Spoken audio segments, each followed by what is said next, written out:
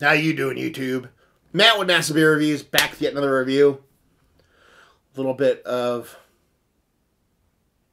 bigger than homebrew, smaller than microbrew, somewhere in between that tweener brew kind of vibes in the form of reaction brewing. It's Dodes Milked Balls. Wah, wah. Reaction brewing, Justin, he's out Michigan way. He sent me a couple of his beers not too long ago. Sent me a 3-bagger of beers again. And I'm just getting to them. And yeah, beer. As far as what it says on this one, like I said, Dodes Milk Balls. Now there's two dudes on there. One of them, I assume, is Justin. I've seen his picture, but I can't recall just because of the way this picture looks. And the other one, I assume, is a dude named Dode. And it's a malted milk ball Russian Imperial Stout. It is 9-ish. Niner. I think I heard a niner in there.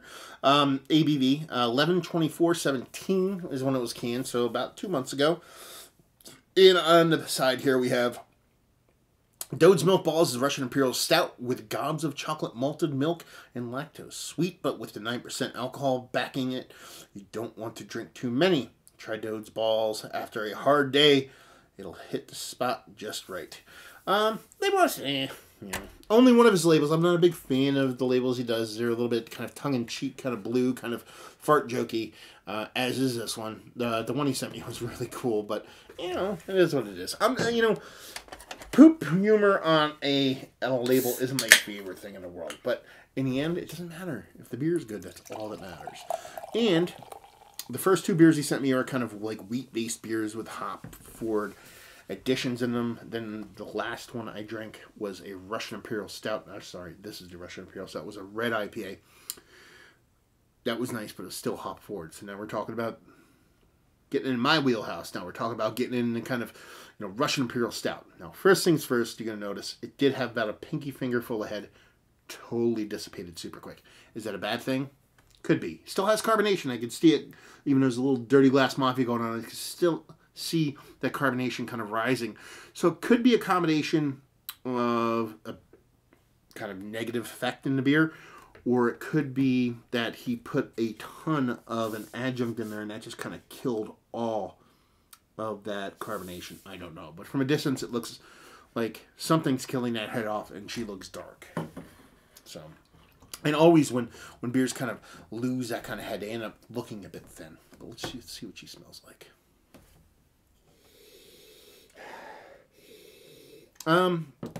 Bitter chocolate malts, a little bit of kind of slightly kind of bittering kind of astringency to it too.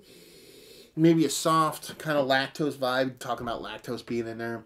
There's like chocolate, there's malt, there's a little bit of lactose, there's a little bit of kind of like a roasted, like an overly roasted malt kind of astringency to it. That's pretty much it. Not much negative in there, but not much kind of, what's the word I'm looking for? Nipple hardening in there either. Let's just dive in, see what she's got. Cheers.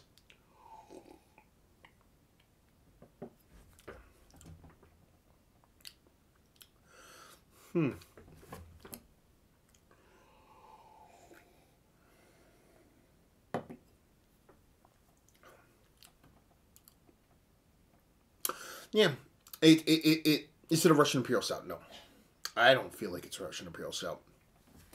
How do you know what a Russian Imperial Stout is? You know when you taste it. There's usually the carbonation goes a long way to kind of knocking this down. There's really no carbonation left in it whatsoever. It's relatively flat at this point. You get a soft bit of lactose in there. You definitely get heaping helpings of like malty chocolatiness in there. But just without that carbonation, it just kind of comes off kind of unfinished. Just lacks any kind of wow factor. A lot of that kind of excitement, a lot of that kind of the soul of a beer is kind of wrapped in its carbonation.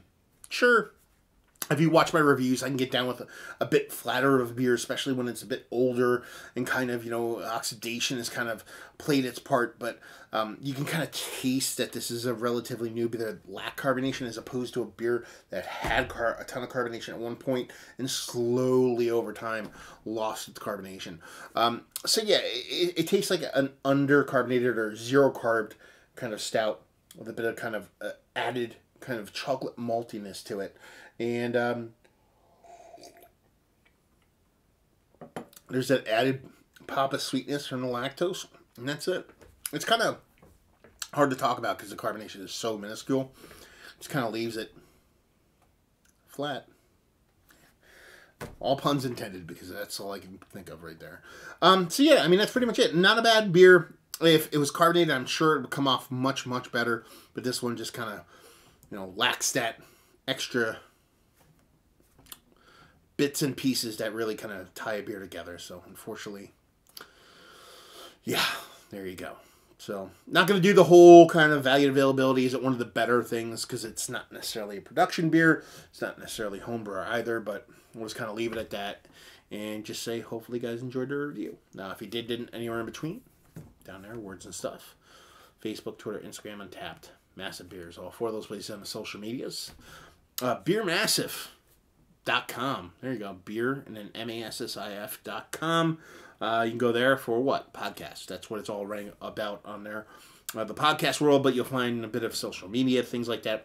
A group of us are actually banding together, kind of brought back my radio show, but I have a lot of other people involved in it now, so go check that out. The first episode just went up actually the other day, but by the time you see this, it's probably going to be a couple weeks old.